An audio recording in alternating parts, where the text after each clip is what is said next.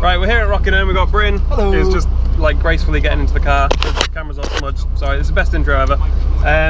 Yeah, and they're doing 2 layouts on the infield, which are both pretty mad. I've just done a few sort of sighting laps, and they're both pretty mental. So yeah, like 4th gear at some points, and for once I've actually not got enough power.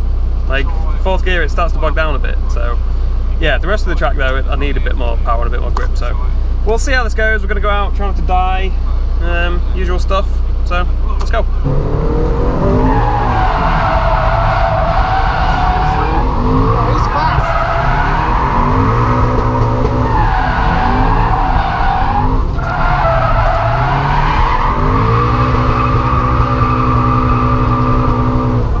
Off here. Wow!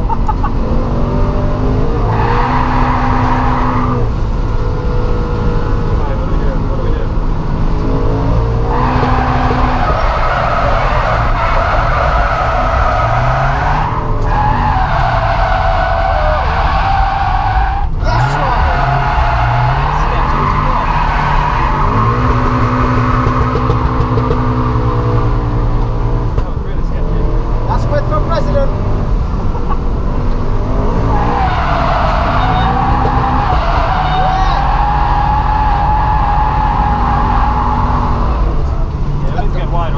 Right, we're going out on the other track layout now. Oh, this guy's had a bit of a smash.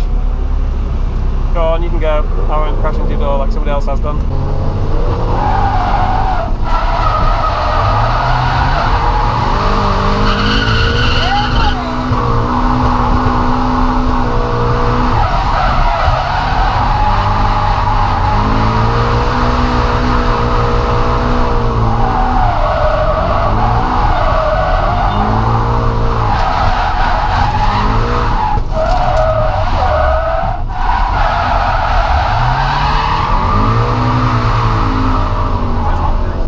So we managed to sneak in a lap with Paul Smith in his 86, which is a little bit more powerful than mine. A little bit, maybe like an extra 200 brake. And he knows what he's doing a lot better than I do. So this will probably go terribly.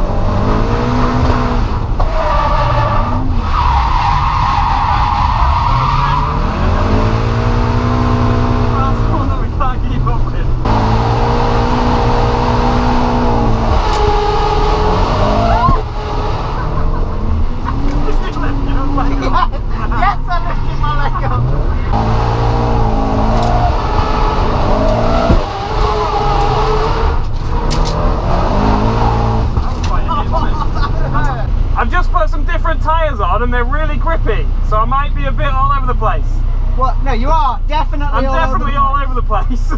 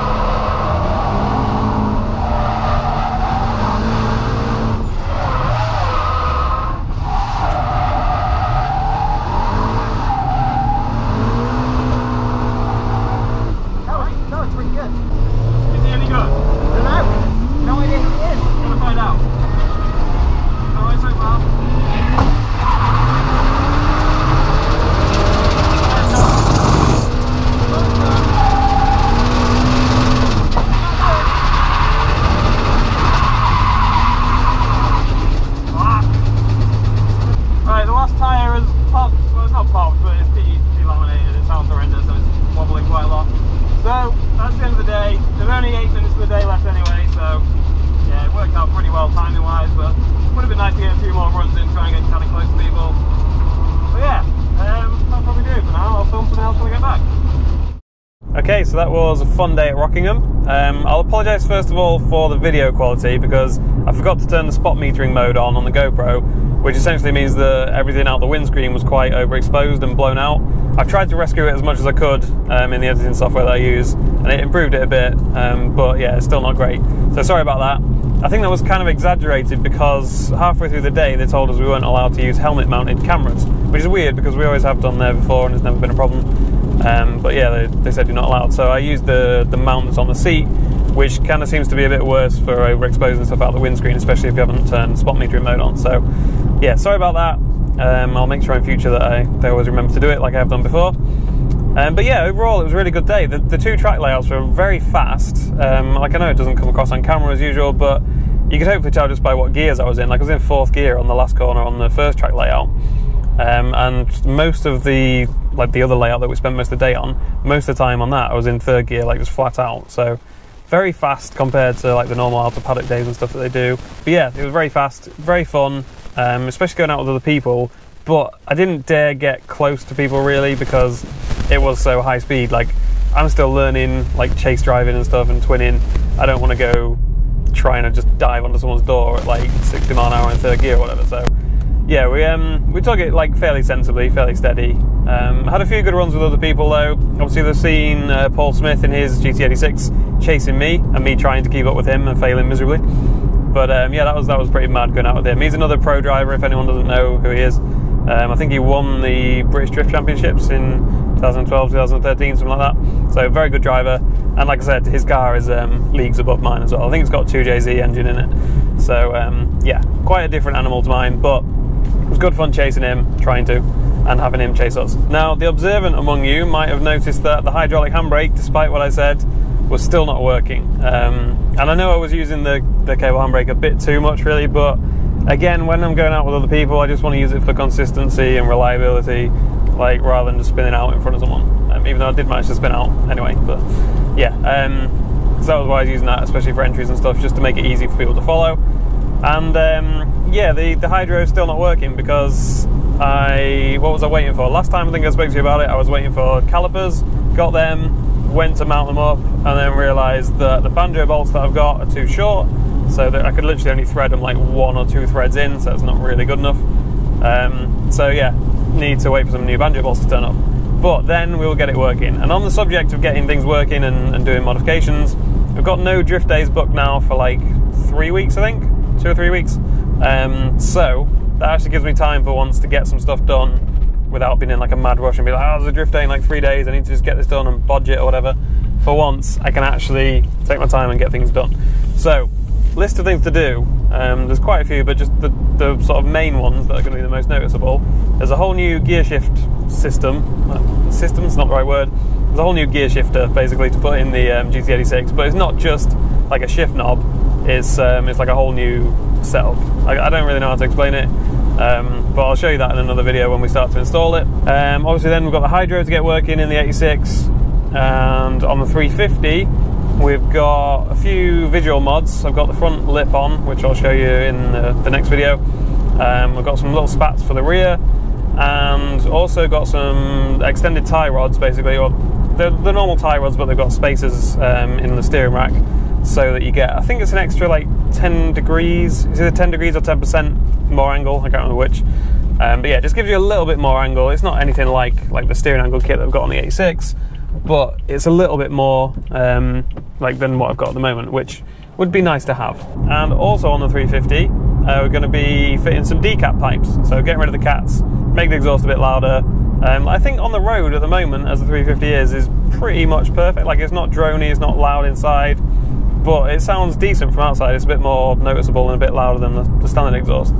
But it is a track car, essentially, so let's make it a little bit louder. So yeah, we're going to be doing that. There's some other mods for the 350 that I can't remember. What else was there? The main thing was the tie rods for a little bit of extra angle, and the decap pipes, and the lip, and the bumper spats. And I'm probably also going to get like a ducktail style spoiler at some point, but not just yet. We'll see how it looks with the spats and the lip to start with. So yeah, there'll be quite a few mod videos coming up. Like I say, no drift days for at least another 2 weeks. probably 3 weeks. And then there's going to be a Rockingham one at Snetterton, Teesside one, and something else, can't remember. So yeah, that should be good, but at least, like I said, now we can just get some stuff done on the cars. So whatever the next video ends up being, probably be 350 mods, doing the decat pipes or something, and getting the lip and everything done. So yeah, whatever it ends up being, I will see you there.